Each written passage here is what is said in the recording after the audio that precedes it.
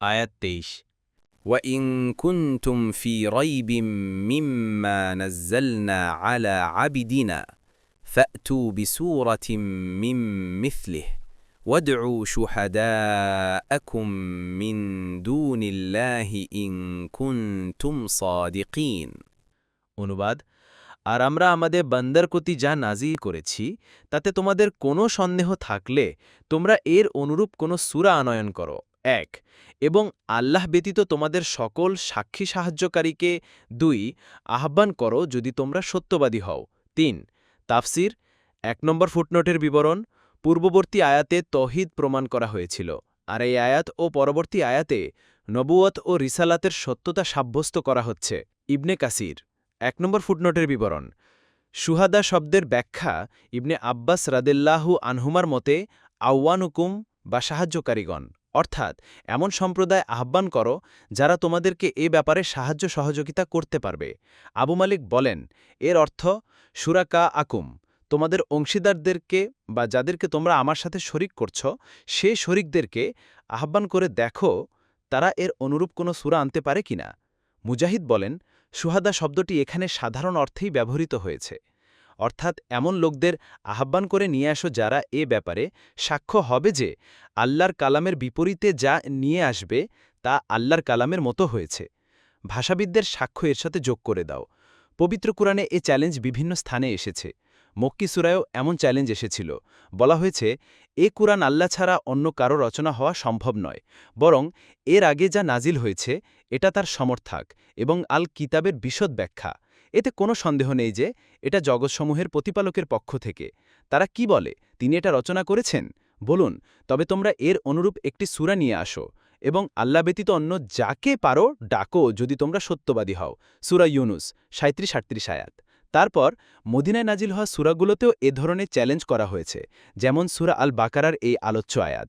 ইবনে কাসির ৩ নম্বর ফুটনোটের বিবরণ, কুরআন নিয়ে যারাই গবেষণা করেছেন তারা এক বাক্যে স্বীকার করতে বাধ্য হয়েছেন যে এর ভাষাগত বাহ্যিক রূপ ও মর্মগত আত্মিক স্বরূপ উভয় দিক দিয়েই এটা অতুলনীয়। মহান আল্লাহ বলেন, আলিফ লাম র, এই কিতাব প্রজ্ঞাময়, সর্বজ্ঞের কাছ থেকে। এর আয়াতসমূহ সুস্পষ্ট সুবিন্যস্ত ও পরে বিশদভাবে বিবৃত। সূরা হুদের ১।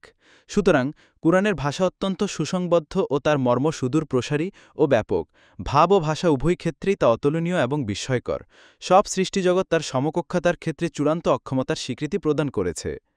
তাতে একদিকে যেমন অতীতের ইতিহাস উপযুক্তভাবে উপস্থাপন করা হয়েছে, তেমনি ভবিষ্যতে অনুষ্ঠিত হওয়া ঘটনাবলীও সুস্পষ্টভাবে বিধৃত হয়েছে। ন্যায় অন্যায় ও ভালো মন্দ সম্পর্কিত সবকিছুই সুনিপুণভাবে তাতে উল্লেখ করা হয়েছে। তাই আল্লাহ তাআলা ঘোষণা করলেন, সত্য ও ন্যায়ের দিক থেকে আপনার রবের বাণী পরিপূর্ণ, তার বাক্য পরিবর্তন করার কেউ নেই, আর তিনি সর্বশ্রোতা সর্বজ্ঞ। সূরা আল আনামের ১১৫ আয়াত। অর্থাৎ যে সমস্ত সংবাদ প্রদান করেছেন সেগুলোর সত্যতা প্রমাণিত, আর যেসব বিধান দিয়েছেন বিধানদাতা হিসাবে তার ন্যায় পরায়ণতা পূর্ণতা প্রাপ্ত হয়েছে। এর প্রতিটি বিষয় সত্য ও ন্যায়ের মাপকাঠি ও পথের দিশারি। এতে কোনো ধারণাপ্রসূত কথা, রূপকথা কিংবা কাল্পনিক গালগল্প ও মিথ্যাচার, যা সাধারণত কবিদের কাব্যে পাওয়া যায়, এতে এর বিন্দুমাত্র ছোঁয়াও নেই। কুরআনের মজিদের পুরোটাই হচ্ছে উচ্চাঙ্গের কথামালা, অনন্য ভাষাশৈলিতা ও হৃদয়স্পর্শী উপমায় ভরপুর। আরবি ভাষায় সুপণ্ডিত ও গভীর দৃষ্টিসম্পন্ন মনীষীরাই কেবল কুরআনের ভাষারীতি ও ভাবসম্পদের গভীরে প্রবেশ করতে সক্ষম হন।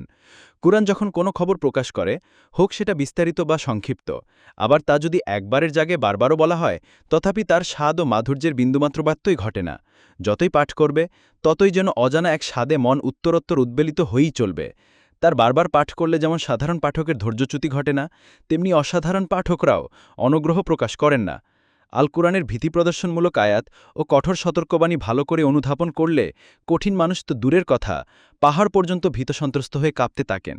অনুরূপভাবে তার আশ্বাসবাণী ও পুরস্কার বিবরণ দেখলে ও অনুধাবন করলে অন্ধমনের বন্ধ দুয়ার উন্মুক্ত হয়ে যায়, আর অবরুদ্ধ শ্রবণশক্তি প্রত্যাশার পদধ্বনি শুনতে পায়, আর মৃতমন ইসলামের অমিত শরবত পানের জন্য ব্যাকুল হয়ে ওঠে। এসব কিছু মিলে অজান্তে হৃদয়ে শান্তিধাম জানাতের প্রতি আগ্রহ বহুগুণ বৃদ্ধি পায়, আর মহান আল্লাহর আরশের কাছে থাকার তীব্র আকাঙ্ক্ষা জাগ্রত হয়। এ কুরআনের বিষয়বৈচিত্র্য আশ্চর্যজনক। ভাষার অলঙ্কারের উজ্জ্বল্য, নসিহতের প্রাচুর্য, হাজারো যুক্তিপ্রমাণ ও তথ্যজ্ঞানের আধিক্য কুরআনকে গ্রন্থ গ্রন্থজগতে শ্রেষ্ঠত্ব দান করেছে। বিধিনিষেধের বাণীসমূহকে অত্যন্ত ন্যায়ানক, কল্যাণকর, আকর্ষণীয় ও প্রভাবময় করা হয়েছে। ইবনে মাসুদ রাদিয়াল্লাহু আনহু সহ অনেক প্রাচীন মনীষী বলেছেন, ইয়া আইয়ুহাল্লাযীনা আমানু, শোনার সাথে সাথে মনোযোগের সাথে কান পেতে পরবর্তী বক্তব্য শোনো, কারণ তারপর হয়তো কোনো কল্যাণের পথে আহ্বান থাকবে, না হয় কোনো অকল্যাণ থেকে বিরত থাকার নির্দেশ ঘোষিত হবে। ইবনে কাসির।